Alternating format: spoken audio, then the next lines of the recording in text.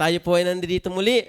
Ano po? Biyaya po ng Diyos at tayo po ay muling makakapakinig ng salita po ng Diyos. Ano ho?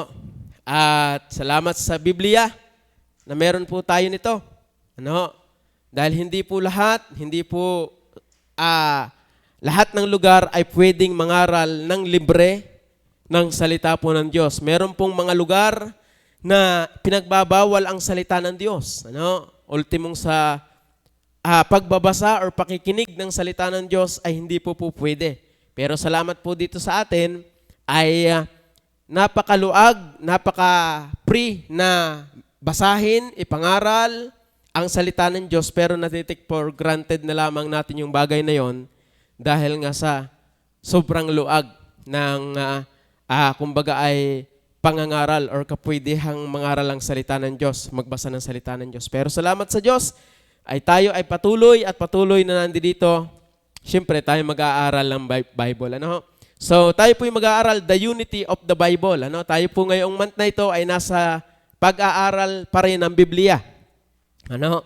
At nawa ay tayo po ay lumalim at tumatag, umugat sa salita ng Diyos, sa mga katotohanan na atin pong mapapakinggan dahil yan po ang makatutulong sa atin buhay pananampalataya. Ano po? Yan po ang makatutulong upang tayo po ay makapagpatuloy sa hamon ng buhay. Yan po makatutulong upang tayo po ay makagaor sa ating buhay pananampalataya, lumago sa ating buhay pananampalataya. Ano ho? Kaya sabi nga ng Bible, hindi lamang sa tinapay nabubuhay ang tao, kundi sa bawat salitang lumalabas sa bibig ng Diyos. Anong ibig sabihin na yun?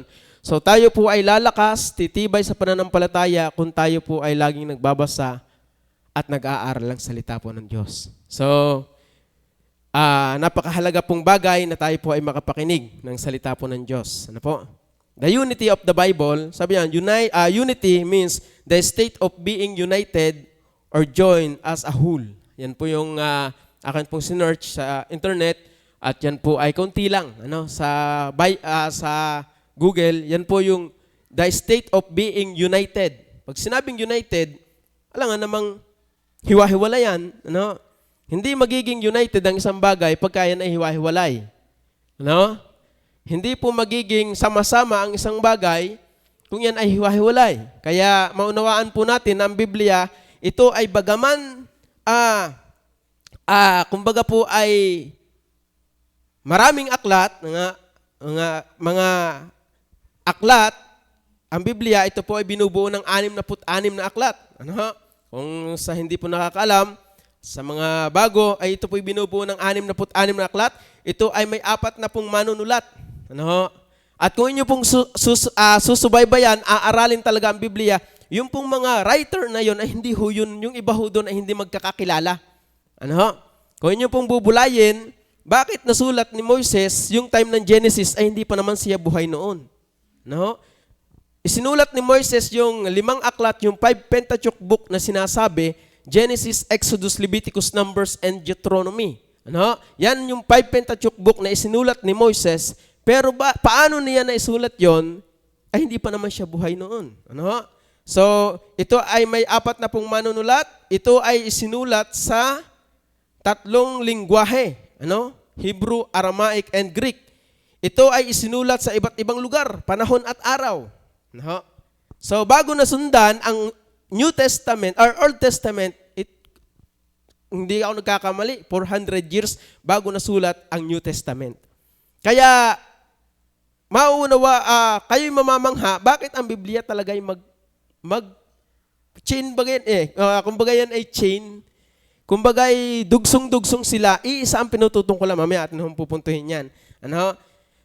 Sabi diyan, ito ay sinulat sa iba't ibang lugar, panahon, at araw. Ano? At yan naman po'y tunay.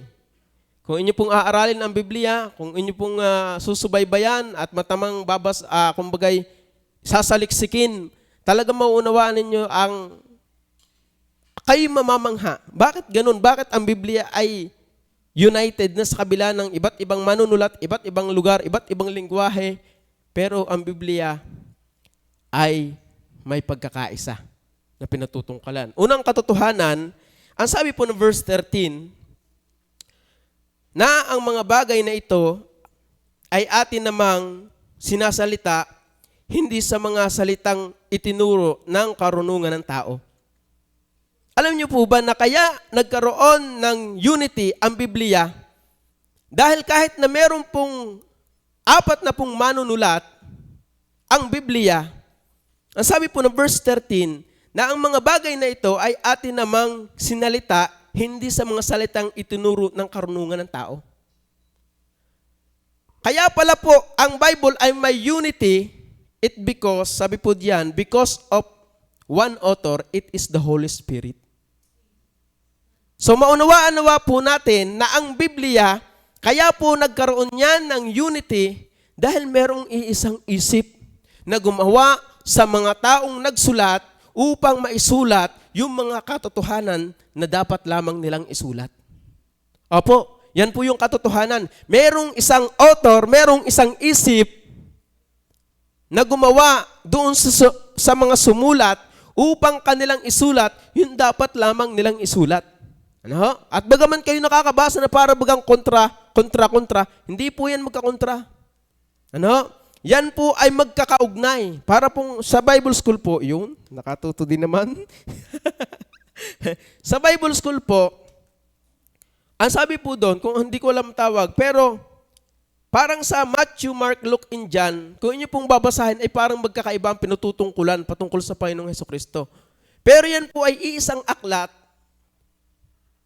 na ito ang nakikita mo, itong side lang, konti lang nakikita mo, ito hindi mo kita, pero yan ay iisang aklat. Apo. At doon naman sa kabila, yun naman ang nakakakita ng side na yon. Yun naman sa kabila, yun naman ang nakakakita ng side na yon. At ito naman sa kabila ay dito. Ibig sabihin po, bagaman sina Matthew, narinig ko din po sa Cavite, nung kami po umattend ng prayer and fasting, bagaman hindi po magkapareho ang silip, si Pastor JJ po nag-preach, bagaman hindi po magkapareho ang silip ni Matthew, ni Mark, ni Luke, and John, pero yung dulo nun ay si Jesus Christ ang pinatutungkulan. Ano po? So because of one author, ang sabi po ng verse 13, na ang mga bagay na ito ay atin namang sinalita, hindi sa mga salitang itinuro ng karunungan ng tao, kundi sa itinuro ng Espiritu. Ano po? Kaya pala merong unity ang Biblia dahil merong iisang author and it is the Holy Spirit na gumawa at nagbigay ng karunungan dun sa mga sumulat ng salita niya. Dahil ang sabi po ng verse 14, tingnan niyo po, kung niyo pong unawain, ngunit ang taong ayon sa laman ay hindi tumatanggap ng mga bagay ng Espiritu ng Diyos. Apo. Kaya pag ang Kristiyano ay karnal, tingnan nyo, ang hirap niyang paunawa ng salita ng Diyos. Kapag ang Kristiyano ay nabubuhay ng ayon lamang sa kanyang sarili, ang sukdulan po na yan ay lumayo sa gawain. Bakit? Dahil ang sabi po ng Bible, ngunit ang mga taong ayon sa laman ay hindi tumatanggap ng mga bagay ng Espiritu ng Diyos. Kaya mga minamahal, mapalad tayo kung tayo po ay talagang nakakaunawa at ng salita ng Diyos, mga minamahal.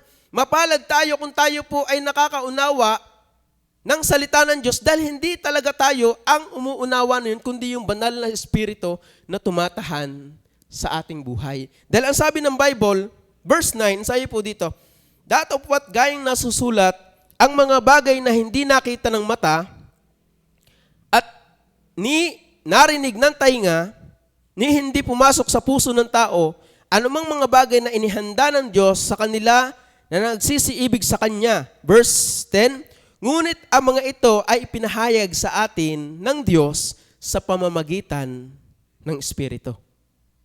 Therefore, kaya pala po nauunawaan natin ang salita ng Diyos, kaya pala tayo ay meron ng pagkaunawa sa Kanyang salita, kaya nauunawaan natin yung doktrina ng kaligtasan, yung doktrina ng kasalanan, yung doktrina ng Panginoong Jesus, ng Trinity, it because of Holy Spirit na nagpapaunawa sa iyo at sa akin ng mga katotohanan ito. Kaya po merong unity ang Bible, kaya po ang Biblia ay bagaman iba't iba ang sumulat, iba't ibang lugar, panahon, araw, ay bakit meron itong pagkakaisa? dahil ng banal na espiritu na nagpapaunawa sa mga tao na nagsulat nito. Apo, yan po yung sabi. Ang sabi po, ngunit ang mga ito ay pinahayag sa atin ng Diyos sa pamamagitan ng Espiritu. Sapagkat sinisiyasat ng Espiritu ang lahat ng mga bagay. Oo, ang malalalim na mga bagay ng Diyos. Tanungin ko po kayo, nung po ba tayo hindi pa mananampalataya, talaga bang nauunawaan ba natin miski yung kaunting bagay ng Diyos? Hindi po. Yun ay kamangmangan sa atin. Ano yun? Diyos sinasabi mo na yan. Kaya nga pag kayo nagwi-witness, kung kayo po yung sumasama sa witnessing, ang sasabihin sa inyo nung iba, at naranasan ko din po yun, diyan kayo may bigas. Dahil ang sabi nga ng verse 14, ngunit ang taong ayon sa laman ay hindi nagnanasa, ang sabi po, tumatanggap ng mga bagay ng Espiritu ng Diyos. Kaya kung ang nagsulat lamang po ng Biblia ay ordinaryong tao, yung walang pagkilos ng banal na espiritu, ay apat na po sila, hindi magkakakilala sa iba't ibang lugar at sa iba't ibang panahon. Ay itong Biblia ay karibok. Hindi ho ito united. Bakit? Dahil ang taong ayon sa laman ay hindi tumatanggap ng mga bagay ng ayon sa Diyos. Ang sabi po dito ng Bible, ngunit ating tinanggap, kaya nauunawaan ninyo ang Bible ngayon na ito ay may unity, may isang personang pinatutungkulan, mamaya ating tatalakayan yan, sabi po, ngunit ating tinanggap, verse 11 muna tayo, sapagkat sino sa mga tao ang nakakakilala ng mga bagay ng tao? Sino nga? Alang namang iba? Ay di tayo ding personang tao. Diba? Kaya ako nauunawa yung iyong kalooban dahil ako'y tao. Ikaw ay tao. Tayo ay tao.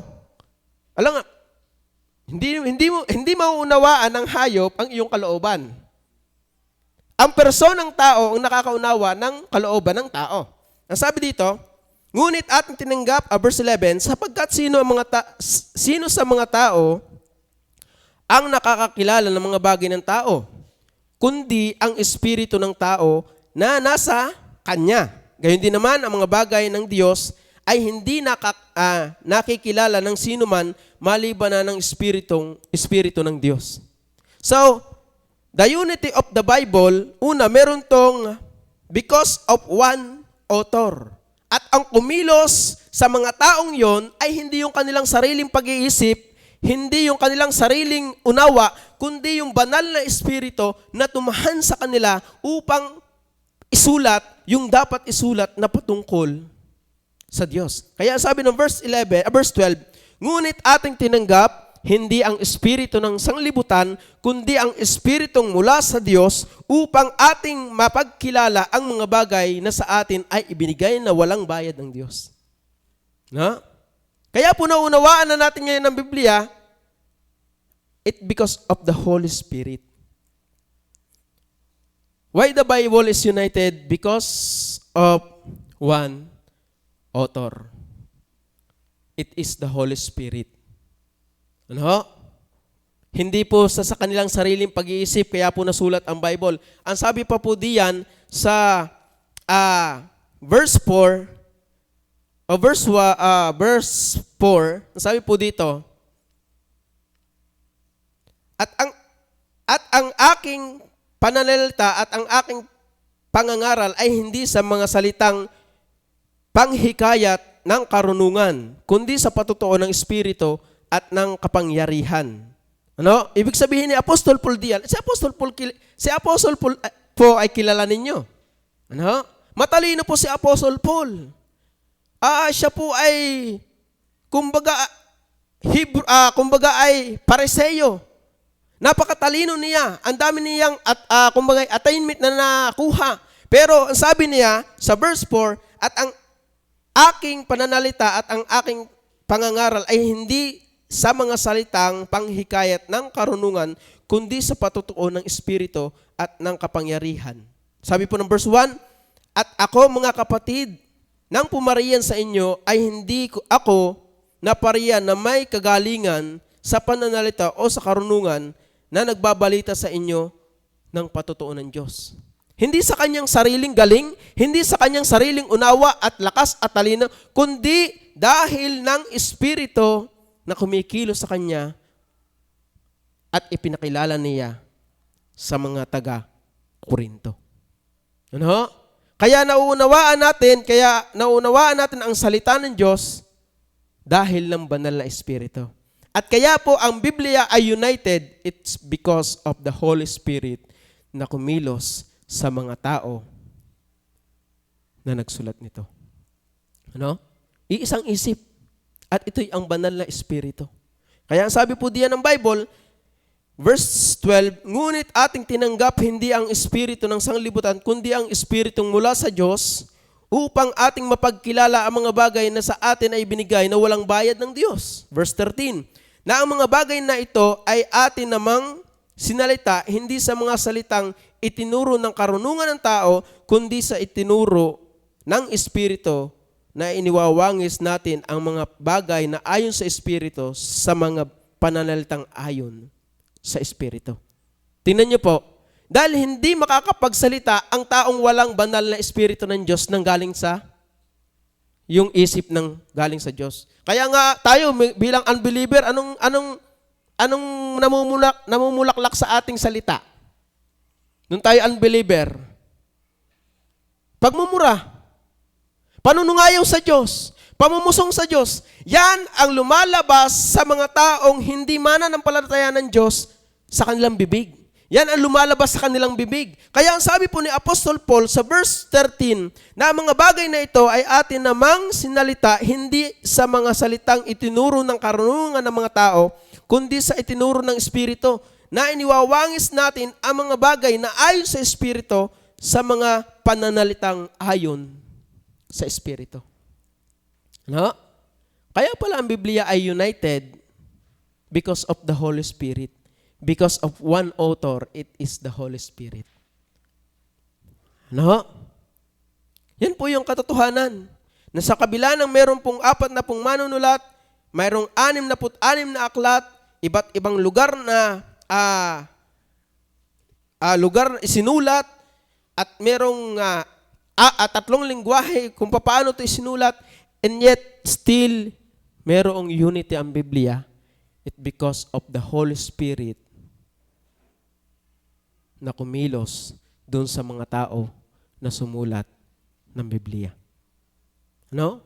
Dahil ang sabi po ng verse 14, ngunit ang taong ayon sa laman ay hindi tumatanggap ng mga bagay ng Espiritu ng Diyos.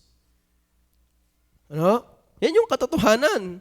At yan po yung sinasabi ng Biblia na tayo bilang isang tao, kung tayo po'y nasa salaman, ay hindi naman talaga tayo, hindi, Bible, ay tayong itinuturuan na ayaw pa nating tanggapin. Kristiyano na daw tayo.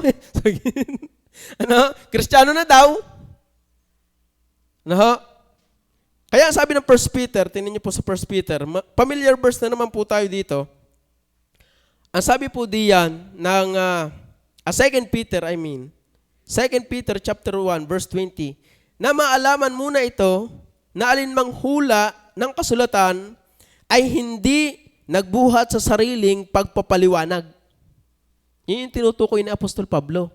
Akay po Maria sa inyo dahil hindi sa akin sariling kalooban. Ang sabi po ng verse 4, ano ulit babasahin po? Ang sabi po ng verse 4, ang sabi po din verse 4, at ang aking pananalita at ang aking pangangaral ay hindi sa mga salitang panghikayat ng karunungan, kundi sa patutuo ng Espiritu at ng kapangyarihan. Ano? Kaya sabi po diyan, na maalaman muna ito, na alinmang hula ng kasulatan ay hindi nagbuhat sa sariling pagpapaliwanag. Hindi. Ang taong sumulat ng Biblia ay kinontrol ng banal na Espiritu upang isulat kung ano ang naaayon sa kalooban ng Panginoon. Hindi po yan sa sariling pagpapaliwanag. Hindi po yan sa pagpapaliwanag nung nagsulat, kundi nangaudyokan, verse 20, sapagkat hindi sa kalooban ng tao dumating ang hula kailanman, kundi ang mga tao ay nagsalita buhat sa Diyos na nangaudyukan ng Espiritu Santo. Kaya makakaasa po tayo na meron pong unity ang Biblia dahil ng banal na Espiritu na siyang nagpasulat nito. Opo. Iisang author. Ano? At yung sabi po diyan, sa verse 1 to 4, ang sabi po diyan, 1, 4, and 5, ang sabi po dito, ng 1 Corinthians chapter 1, chapter 2, verse 1 to 4 and 5. At ako mga kapatid, si Apostol Pablo po ang nagsasalita nito, nang pumarian sa inyo, ay hindi ako napariyan na may kagalingan sa pananalita o sa karunungan na nagbabalita sa inyo ng patutuo ng Diyos, sapagkat aking pinasyahang walang malamang anuman sa gitna ninyo maliban na si Hesus Kristo at siya na napako sa krus. At ako'y nakisama sa inyo na may kahinaan. Anong ibig sabihin ni Apostol Pablo diyan? Hindi naman talaga siya literal na mahina. Ibig sabihin, talagang siya ay nakisama sa tao na may Holy Spirit ang kumukontrol sa kanya. Hindi yung kanyang sariling galing. Ano ang sabi pa diyan? At ako'y nakisama sa inyo na may kahinaan at may katakutan at may lubhang panginginig, verse 4, at ang aking pananalita at ang aking pangangaral ay hindi sa mga salitang panghikayat ng karunungan, kundi sa patutuo ng Espiritu at ng kapangyarihan. Verse 5, upang ang inyong pananampalataya ay huwag masalig sa karunungan ng tao. Kaya pala si Apostol Pablo, bagaman matalino, bagaman maalam, ay hindi yun sa aking galing, kundi sa banal na Espiritu na kumokontrol sa akin. Bakit? Dahil kung gagalingan, kung sa sarili kong galing, baka sa akin na kayo humanga. Hindi na dun kay Kristo na aking ipinapangaral sa inyo. Dahil sabi po ng Bible, verse 5, upang ang inyong pananampalataya ay huwag masalig sa karunungan ng mga tao, kundi sa kapangyarihan ng Diyos. No? At yun po yung katotohanan. Ano? Una, because of one author, it is the Holy Spirit. No? Ang banal na Espiritu ang nagpasulat ng Biblia, kaya makakaasa tayo, garantisado na ang Biblia ay mayroong pagkakaisa. Mula Genesis hanggang Revelation, meron niyang pagkakaisa. Dahil merong isang author na nagpasulat at nagpagalaw dun sa mga tao na sumulat ng Biblia. Ano? So yan po yung katotohanan. Unang katotohanan. Pangalawang katotohanan, dito naman po tayo pupunta sa tao. Ang sabi diyan, why the Bible is united o nagkakaisa sa kabila ng ang mga sumulat, sa kabila ng mga nagsulat nito ay magkakaiba. Number 2, because of their unite affirmation. Anong ibig sabihin ng affirmation diyan? So, sabi po dito ng affirmation, statement. Ano po? Declaration, claim, disposition, expression, affirmation, or testimonial, or testimony. Ano? Yung pong affirmation diyan, kaya po maaasahan natin na ang Biblia ay merong pagkakaisa because of their united affirmation. Anong ibig sabihin ko po? Ano pong pinupunto ko diyan? Tingnan niyo po, inyo pong makikita. Sa verse 1 hanggang 6. Verse 1 and 2 and 5 to 6 ng 1 Corinthians. At ako mga kapatid, nang pumariyan sa inyo, ay hindi ako napariyan na may kagalingan sa pananalita o sa karunungan na nagbabalita sa inyo ng patutuo ng Diyos. Verse 2, sapagkat aking pinasyahang walang maalamang anuman sa gitna ninyo, maliban na si Kristo Jesus at siya na napako sa krus. Sinong pinatutuhanan po ni Apostol Pablo? Si Jesus Christ. Diba? Yun po yung sabi ni Apostol Pablo. Ano pa sabi po diyan? Sa verse 5 and 6. Upang ang inyong pananampalataya ay huwag masalig sa karunungan ng tao, kundi sa kapangyarihan ng Diyos. Verse 6.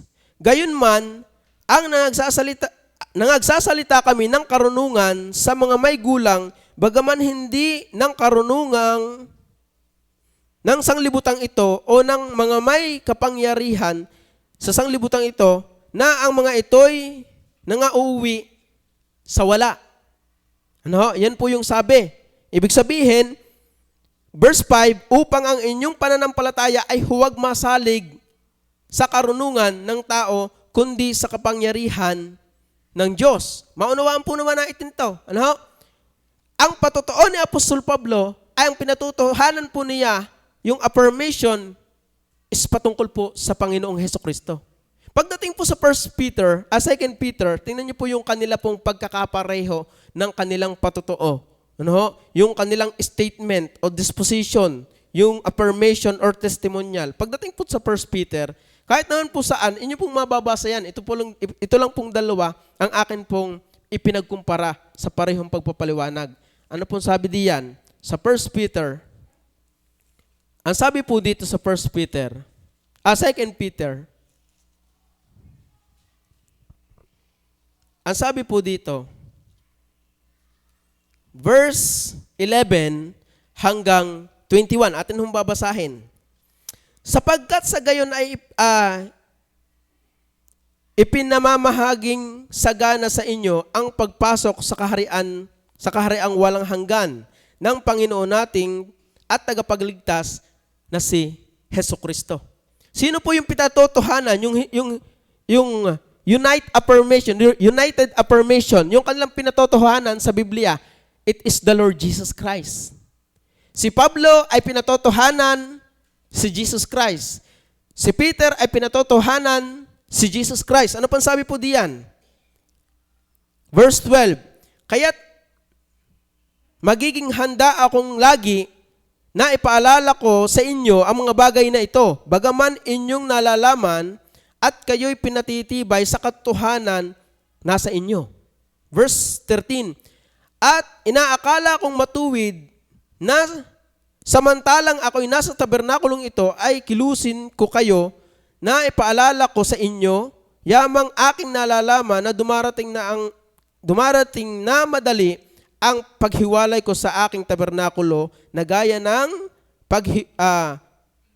ipinahiwatig sa akin ng Panginoon nating Hesukristo. Si Jesus Christ pa din. Verse 15, oo, pagsisikapan ko na tuwi-tuwi na pagkamatay ko'y inyong maalaala ang mga bagay na ito. Talagang idinidiin ni Peter sa mga mananampalataya na si Jesus Christ ay Diyos. At ito yung pinatotohanan ni Peter at ni Apostle Paul. His affirmation. Ano? Because of their united affirmation. Ano? Sa kabila ng tagpo na ito, merong dalawang statement na pinatotohanan ni Peter and Paul, si Jesus Christ. Opo. Ang sabi pa diyan sa verse 16, sapagkat kami ay hindi nagsisunod sa mga kathang ginawang mainam. Ito din niyo po sa English, maganda po. For we have not followed cunningly devised fables. Anong ibig sabihin diyan? Yung mga pamahiin. Yan din po yung pinatotohanan ni Apostle Paul sa kaya makakaasa po tayo na ang Biblia po united dahil hindi po, sabi po ni Apostol Pablo sa verse 4, at ang aking pananalita at ang aking pangangaral ay hindi sa mga salitang panghikayat ng karunungan. Tingnan niyo po, pareho po sila ng statement or sinasabi, kundi verse 4, ang sabi dito, ng karunungan, kundi sa patuto ng Espiritu at ng kapangyarihan, verse 3, taas po tayo, verse 2, sapagkat aking pinasyahang walang malamang anuman sa gitna ninyo, maliban na si Hesukristo at siya na napako sa krus. Tingnan niyo po, kaya sabi ni Apostol Pablo, ang aking pangangaral ay hindi sa karunungan ng tao. Sabi din naman ni Apostol Peter, kundi kayo'y mga verse 16, sapagkat kami ay hindi nagsisunod sa mga kathang ginawang mainam. Sabi po dito, for we have not followed cunningly devised fables. Kundi, sabi po dito ni Apostle Peter, when we made known unto you the power of coming of our Lord Jesus Christ, but we're eyes witnesses of His majesty. Talagang pinatotohanan po ni Peter and ni Apostle Pablo si Jesus Christ. Ano? Kaya makakasigurado po tayo 100% why the Bible is united. Una, because of one author, it is the Holy Spirit. Pandalwa, sino ba yung witnesses? At ano yung kanilang sinasabi? Because of their united affirmation. Yung kanila pong sinasabi at pagpapaliwanag ay hindi po nagbabago. Hindi po nagkakaiba. Hindi po magkapareho yung kanilang sinasabi. Kaya ang sabi po diyan, sa verse 17, atin hong ituloy yung 1 Peter, sapagkat siya'y tumanggap sa Diyos Ama ng karangalan at kaluwalhatian nang dumating sa Kanya ang isang tinig mula sa marangal na kaluwalhatian ito ang sinasabi kong anak. Sinisinta kong anak na siya kong lubos na kinalulugdan. Verse 18. At ang tinig na ito ay aming narinig na nang galing sa langit nang kami ay kasama niya sa banal na bundok. Verse 19. At kami ay mayroong lalong panatag na salita ng hula na mabuti ang inyong ginagawa kung ito'y inyong sinusundan. Na gaya ng sa isang ilawang lumiliwanag sa isang dakong madilim hanggang sa pagbubukang liwayway at ang tala sa umaga ay sumilang sa inyong mga puso. Verse 20. Na maalaman mo na ito na alinmang hula ng kasulatan ay hindi nagbuhat sa sariling pagpapaliwanag sapagkat hindi sa kalooban ng tao dumating ang hula kailanman, kundi ang mga tao ay nagsalita buhat sa Diyos na nangaudyukan ng banal na Espiritu. Doon sa verse 20 and 21, pareho din po sila ng statement. Doon sa verse sa 1 Corinthians chapter 2, ang sabi po diyan, ito po, ngunit ating verse 11, sapagkat sino mga bagay, verse 10 muna, ngunit ang mga ito ay ipinahayag sa atin ng Diyos sa pamamagitan ng Espiritu. Tama ba? Sa pamamagitan ng Espiritu, sapagkat sinisiyasat ng Diyos ang lahat ng mga bagay, ang malalalim na mga bagay ng Diyos. Sapagkat sino sa mga tao ang nakakakilala ng mga bagay ng tao, kundi ang espiritu ng tao na nasa kanya. Gayon din naman, ang mga bagay ng Diyos ay hindi nakikilalang sino man maliban na ng espiritu ng Diyos. Ngunit ating tinanggap hindi ang espiritu ng sanglibutan, kundi ang espiritong mula sa Diyos upang ating mapagkilala ang mga bagay na sa atin ay binigay na walang bayad ng Diyos. No? Kaya, mapalad po tayo bilang mananampalataya kung tayo po ay nakakaunawa ng Biblia. Bilang Kristiyano, nakakaunawa ng salita ng Diyos. Dahil sabi po ng verse 14, kung inyong babasahin, ngunit ang taong ayon sa laman ay hindi nagnanasa ng ayon sa Espiritu. Because of their united affirmation. So, under po na yan, makikita din natin diyan, pag sinabing affirmation, sabi nga, statement, declaration, claim, disposition, expression, affirmation, testimonial, or testimony, witness. Under po na yan, because of their united affirmation, under po na yan, about Trinity. Opo. Si Peter and Paul nagkakapareho ng turo about Trinity. Ano po? Verse 8, chapter 2 ng 1 Corinthians, about Trinity yan. Sabi po diyan, 8 to 11, dato po at gaya nasusulat, ang mga bagay na hindi nakita ng mata, ni narinig ng tainga, ni hindi pumasok sa puso ng tao, anumang mga bagay na inihanda ng Diyos sa kanila na nagsisiibig sa Kanya. Verse 10, ngunit ang mga ito ay ipinahayag sa atin ng Diyos sa pamamagitan ng Espiritu. Ano? Diyos, Ama, banal na Espiritu. Pagdating sa verse 16, ninyo po, sapagkat sino ang nakakakilala ng mga pag-iisip ng Panginoon upang siya ay turuan niya, datapwat nasa atin ang Panginoon ang pag-iisip ni Kristo. Tinutukoy po diyan, bagaman walang Trinity word for word diyan, tinutukoy po diyan yung triune God. Apo. Because of their united affirmation or patotoo, tinuturo nila about Trinity, the Father, the Son, and the Holy Spirit. Opo. Kaya makakasigurado po tayong garantisado ang Biblia ay united sa lahat ng aspeto because of the author of this Bible is the Holy Ghost. Ang banal na Espiritu. At syempre, yung witnesses, yung nagsulat nito, bakit nakasulat niya ng maganda ang kanilang patotoo at kanilang kumbagay sasabi? Because of the Holy Spirit. Sabi po diyan, the Father, ang sabi po diyan, verse 9 to 10, makikita po natin yung Ama. Ano? Verse 11 to 12, and 1 Peter chapter 1 verse 17, tinalakay din po ni Peter yan. Ano? Yung Trinity.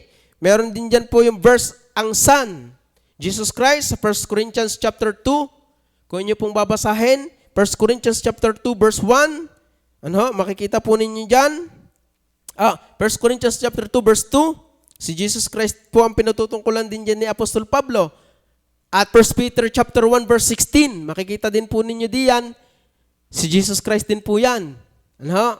At sa banal na Espiritu, ang verse 11, ang sabi po diyan, sapagkat sino ang nakakaunawa, sapagkat sino sa mga tao ang nakakakilala ng mga bagay ng tao, kundi ang Espiritu ng tao na nasa kanya. Gayon din naman ang mga bagay ng Diyos ay hindi nakikilala ng sino man maliban na ng Espiritu ng Diyos. So kaya garantisado ang Bible ay united, una, because of one author, it is the Holy Spirit. Pandalwa, because of their united affirmation. Yung kanilang statement, ano? Ay dalawa. Sabi nga, sa dalawa o tatlo, ano? Na nagpapatotoo ay tatayo ang kaso. Ano? Kaya, malinaw, dalawa pa lang po ang aking kinuha, si Peter and si Paul. Ano? Pandalwa, about salvation. Ano? Yung because of their united affirmation, sa kabila ng sila po ay magkaiba, yung kanilang turo patungkol sa kaligtasan ay iisa. Romans chapter 1 verse 15 and 16, 1 Peter chapter 1 verse 11, about salvation, si Jesus Christ ang tagapagligtas. No? Sabi po ng verse 16 ng Romans chapter 1, verse 2 muna pala ng chapter 2, sapagkat aking pinasyahang walang malamang anuman sa gitna ninyo maliban na si Jesucristo at siya na napako sa krus. Ano? 1 Peter chapter 1, ang sabi po doon ng talata, 1 Peter chapter 1 verse 16 or 2 Peter chapter 1 verse 16. Ang sabi po dito, 2 Peter chapter 1 verse 16, sapagkat kami ay hindi nagsisunod sa mga kathang ginawa ninuman noong aming ipinakilala sa inyo ang kapangyarihan at pagparito ng ating Panginoong Hesukristo, kundi kami ay naging mga saksing nakakita ng kanyang karangalan. Verse 11, sapagkat sa gayon ay ipinamamahaging sagana sa inyo ang pagpasok sa kahariang walang hanggan ng Panginoon natin at tagapagligtas na si Jesucristo. Tingnan niyo po yan. Ipinaliwanag ni Apostle Paul sa Book of Corinthians at ipinaliwanag din ni Apostle Peter sa Book of Peter about salvation patungkol kay Jesus Christ. Ano? Nagkakaisa po sila ng turo at aral. Ano? Kaya makakasigurado na tayo na ang Biblia, bagaman merong 40 writer, pero iisang author, it is the Holy Spirit. Ano? Pare-pareho po sila. Kung ating uunawain at aaralin yung mga katotohanan na ating nababasa patungkol sa Biblia. At pantatlo, about men. Ano? About men. Yung corruptness of men. Yung pagiging corrupt ng tao at sa Diyos. Kaya nga sabi ni Peter, sapagkat ang taong ayon sa laman ay hindi nagnanasa ng ayon sa Espiritu. Ani Paul, sapagkat ang taong ayon sa laman ay hindi nagnanasa ng ayon sa Espiritu.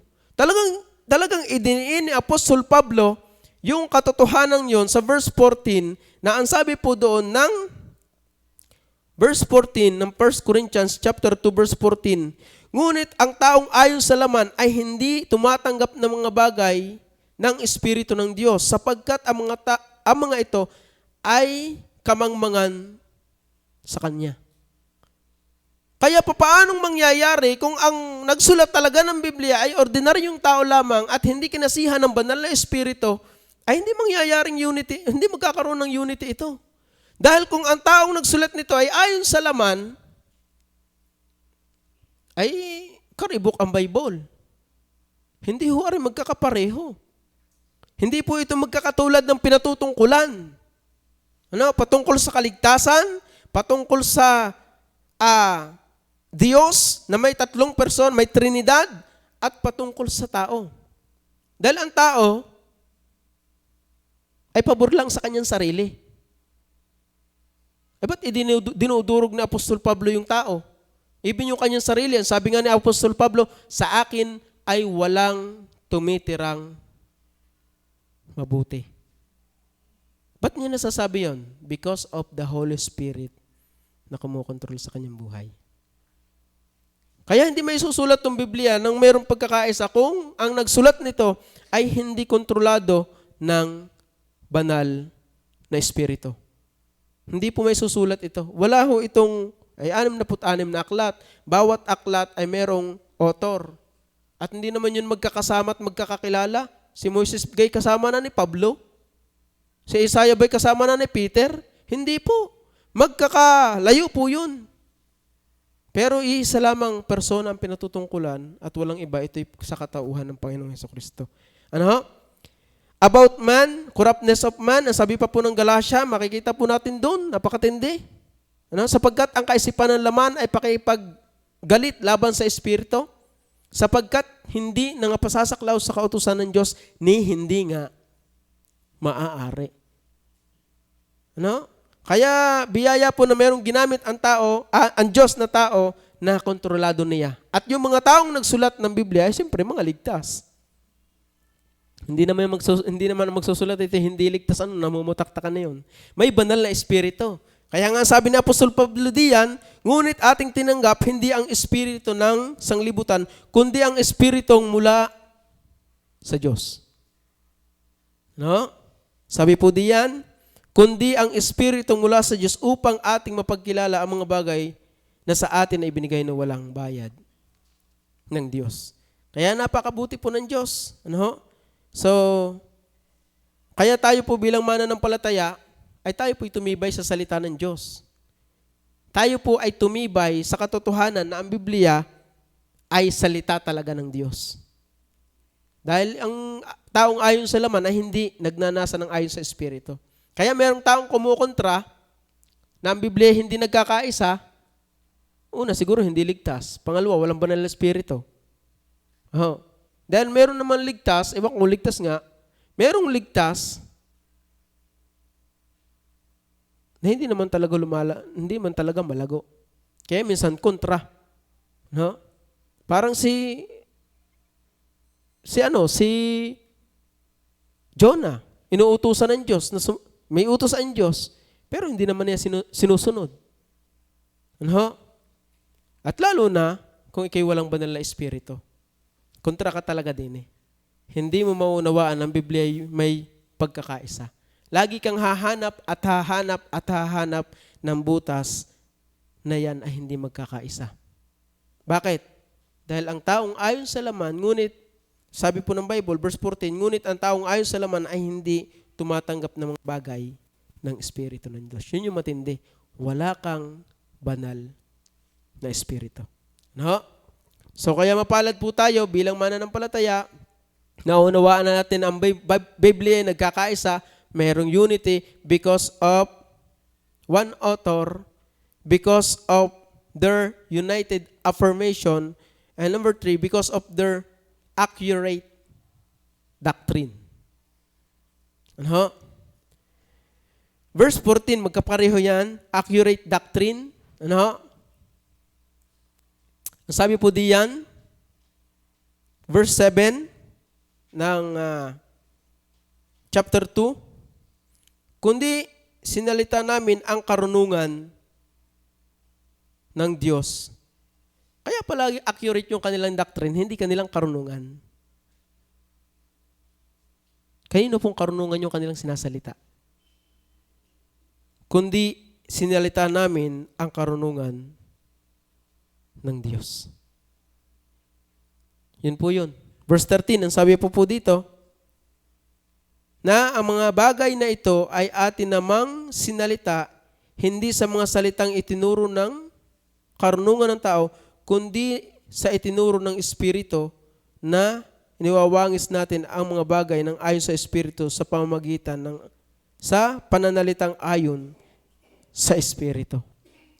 Kung naunawaan natin, ang banal na Espiritu ay Diyos din, yan po yan. Yun din po yung sinabing statement ni Apostle Peter. Ang sabi po ng 2 Peter 1:16-19, yan po din yan, yung statement na yan, halos, ang sabi po diyan ni Peter, 16-19, sapagkat kami ay hindi nagsisunod sa mga kathang ginawang mainam, noong aming ipinapakilala sa inyo ang kapangyarihan ng pagparito ng ating Panginoong Hesukristo, kundi kami ay naging mga saksing nakakita ng kanyang karangalan. Verse 17, sapagkat siya'y tumanggap sa Diyos Ama ng karangalan at kaluwalhatian nang dumating sa kanya ang isang tinig mula sa marangal na kaluwalhatian, ito ang sinisinta kong anak na siya kong lubos sa kinalulugdan. Verse 18, at ang tinig na ito ay aming narinig ng galing sa langit nang kami ay kasama niya sa banal na bundok. Verse 19, at kami ay mayroong lalong panatag na salita ng hula at mabuti ang inyong ginagawa kung ito'y inyong sinusundan na gaya ng sa isang ilawang lumiliwanag sa isang dakong madilim hanggang sa pagbubukang liwayway at ang tala sa umaga ay sumilang na. So yung statement ni Apostle Peter and Apostle Paul ay halos talagang magkapareho about doctrine. Ano? Yung because of their accurate doctrine. Yung kanilang turo at aral ay magkapareho. Paano ko malalaman na ang isang samahan ay tama sa salita ng Diyos? Lagi po nating pinagbabasihan ang Biblia. Kapag ang aral na yan ay sala sa salita ng Diyos, hindi yan sa Diyos. Maging ang Biblia, kapag ang Biblia ay hindi na talaga accurate na salita ng Diyos, ay magduda ka na dyan. Pero tayo po bilang Kristiyano, tayo po'y naniniwala na ang Biblia talaga ay hindi naglalaman ng salita ng Diyos. Ito ay pure Word of God. Hindi ito naglalaman. Ito ay pure Word of God. Bagaman meron ditong statement na sinabi ni Satanas, ay hindi yun mismo kanyang sinabi. Ano? Di kayo minsan nakipag-usap, may statement na parang nagsasalita si Satanas. Hindi na po yun. Yun ay naisulat na. Ano? Ipinasulat na ng Panginoon sa mga manunulat. Ano? At ang Diyos mismo ang nagpasulat nun. Ano po? So yun po yung pantatlo, because of their accurate doctrine or turo o aral patungkol sa kaligtasan, patungkol sa Trinidad, patungkol sa tao, patungkol sa Triune God, magkakapareho sila ang turo at aral. Ano? At hindi ho nagkakaiba. Makikita po natin ang isang katotohanan, ang isang sinasabi, para sa tao, makikita po natin na ang sinasabi ng dalawang patotoo ay magkapareho, accurate, kung pareho yung kanilang sinasabi. Ano? Kaya kung ikaw ay titistigo, kung ikaw ay nakakita ng krimen, dapat magkapareho yung inyong patotoo. Pero pagka ikaw ay nagbabago ng iyong statement, okay, delikado. Ano po? Pero si Peter, si John, even yung 12 apostle, even yung writer ng Biblia ay magkakapareho ang kanilang turo at aral. Ano? And the last po, because of one author of this book. Hindi, wala akong makitang letter person na nalabas. Ang ginawa ko na ay actor. Sino po yung tinutukoy sa lahat ng book na ito? Si Jesus Christ, ang Diyos. No? At makikita po natin diyan sa mga book ng Biblia about Jesus Christ. Actually, the Triune God talaga ay pinatutungkulan sa lahat ng book. Aking kinuha lang si Jesus Christ. Bawat writer ay pinatutungkulan talaga yung kanilang isinulat sa Diyos, kay Jesus Christ. Ang sabi po sa Genesis, in Genesis, Jesus Christ, the seed of a woman. Ano? Yung po ba, nakahula na yan? The seed of a woman. In Exodus, the Passover lamb. Ano po? Si Jesus Christ po yan. In Leviticus, the high priest. In Hebrew, kung yung mababasa, He is our high priest. Ano? In Numbers, the cloud and the fire. Si Jesus Christ. In Deuteronomy, the prophet like Moses. Si Jesus Christ po yan. In Joshua, the captain of our salvation. Ano? Si Jesus Christ. In Judges, the judge and lawgiver. Ay, sino po yan nagbigay niya? Si Jesus Christ din po yan. And Ruth, the kinsman redeemer. Bagaman inihalin tulad po si Jesus Christ kay Mordecai. No? The kinsman redeemer. And 1 and 2 Samuel, the prophet of the Lord. And 1 and 2 King, the reigning king. Si Jesus Christ. And 1 and 2 Chronicles, the glorious temple. Si Jesus Christ po din yan. In Ezra, the faithful scribe. In Nehemiah, the rebuilder of the wall. In Esther, ito po yung palang sa Esther, the Mordecai. In Job, the days